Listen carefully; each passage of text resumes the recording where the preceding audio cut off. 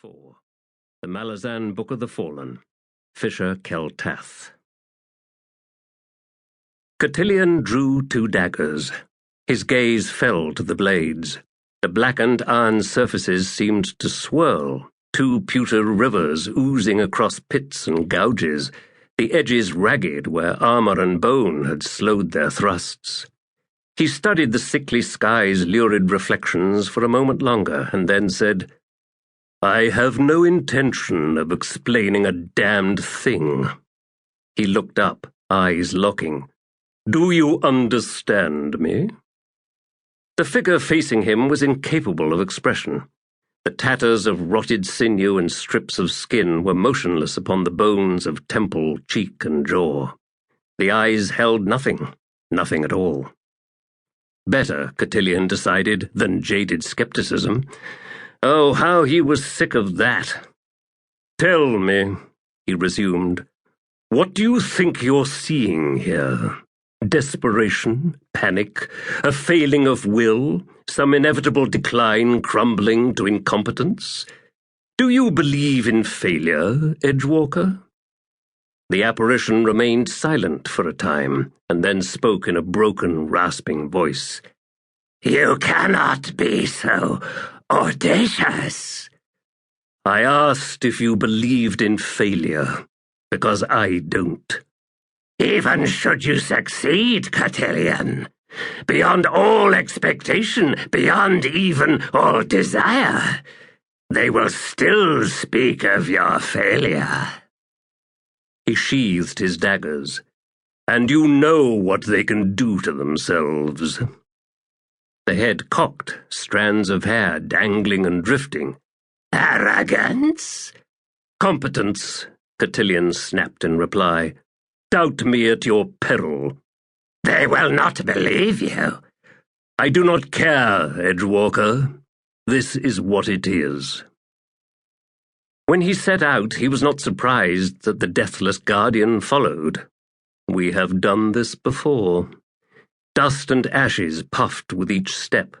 The wind moaned as if trapped in a crypt.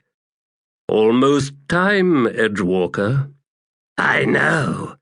You cannot win." Cotillion paused, half-turned. He smiled a ravaged smile. "That doesn't mean I have to lose, does it?" Dust lifted, twisting in her wake.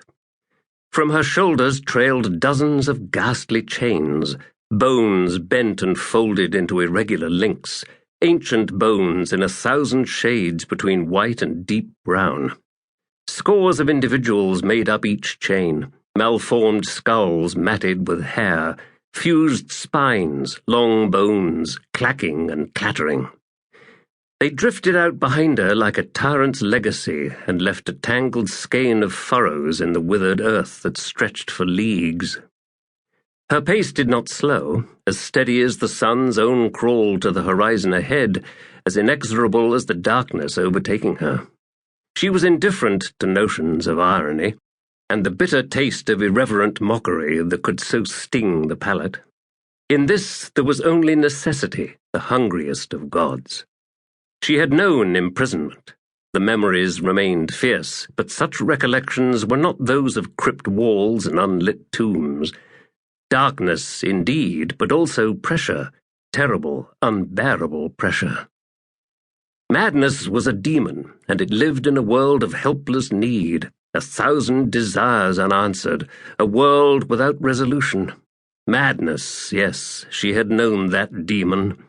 They had bargained with coins of pain, and those coins came from a vault that never emptied. She'd once known such wealth. And still the darkness pursued. Walking, a thing of hairless pate, skin the hue of bleached papyrus, elongated limbs that moved with uncanny grace. The landscape surrounding her was empty, flat on all sides but ahead, where a worn-down range of colourless hills ran a wavering claw along the horizon. She had brought her ancestors with her, and they rattled a chaotic chorus. She had not left a single one behind. Every tomb of her line now gaped empty, as hollowed out as the sky.